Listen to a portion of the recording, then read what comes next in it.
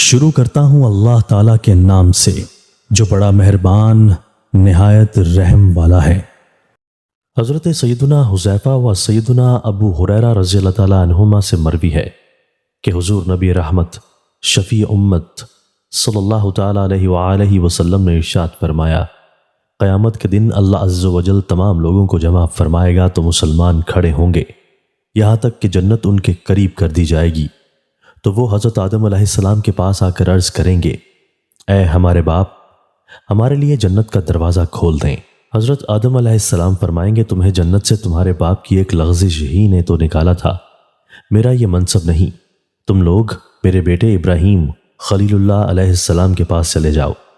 حضور علیہ الصلاۃ والسلام فرماتے ہیں، پھر وہ لوگ حضرت ابراہیم علیہ السلام کے پاس جائیں گے۔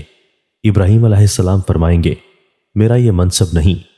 میں تو اللہ عز و جل کا دوست ہوں، مقام شفاعت سے دور ہوں، تم حضرت موسیٰ علیہ السلام کے پاس جاؤ، ان کو اللہ عز و جل نے شرف کلام سے نوازا ہے، تو وہ موسیٰ علیہ السلام کے پاس آئیں گے۔ حضرت موسیٰ علیہ السلام فرمائیں گے، میرا یہ منصب نہیں، تم لوگ عیسیٰ علیہ السلام کے پاس چلے جاؤ، وہ اللہ عز و جل کے کلمہ سے پیدا ہوئے ہیں اور اللہ عز و جل کی پسندیدہ روح ہے۔ عیسیٰ علیہ السلام بھی ان سے یہی فرمائیں گے کہ میرا یہ منصب نہیں، تو وہ لوگ محمد صلی اللہ تعالیٰ علیہ وآلہ وسلم کی بارگاہ میں حاضر ہوں گے، پھر وہ کھڑے ہوں گے اور ان کو شفاعت کی اجازت دی جائے گی، امانت اور رحم کو بھیجا جائے گا،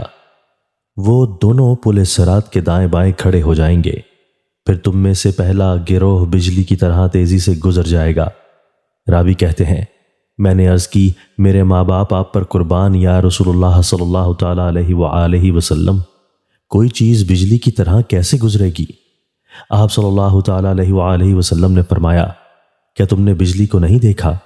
وہ کس طرح گزرتی ہے اور پلک جھپکنے سے پہلے لوٹ آتی ہے۔ پھر دوسرا گروہ ہوا کی مانند گزر جائے گا، پھر ایک گروہ پرندوں کی طرح گزر جائے گا، پھر ایک گروہ تیز دوڑنے والے مردوں کی طرح گزر جائے گا، اس کے بعد ہر شخص اپنے اعمال کے مطابق رفتار سے گزر جائے گا،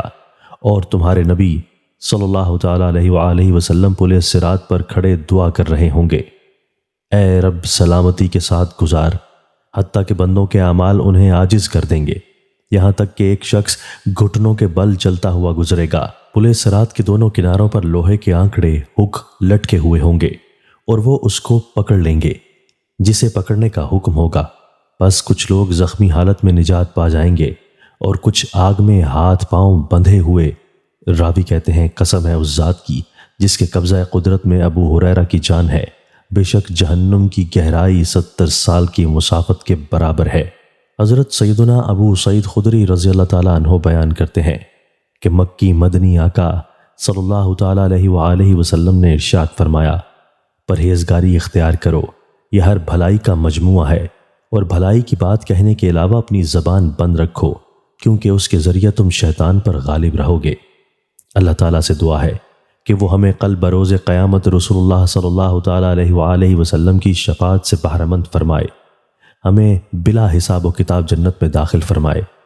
ہمیں امانت و رحم کا حق ادا کرنے کی توفیق عطا فرمائے، دنیا میں رہتے ہوئے آخرت کی تیاری کرنے کی توفیق عطا فرمائے، آمین۔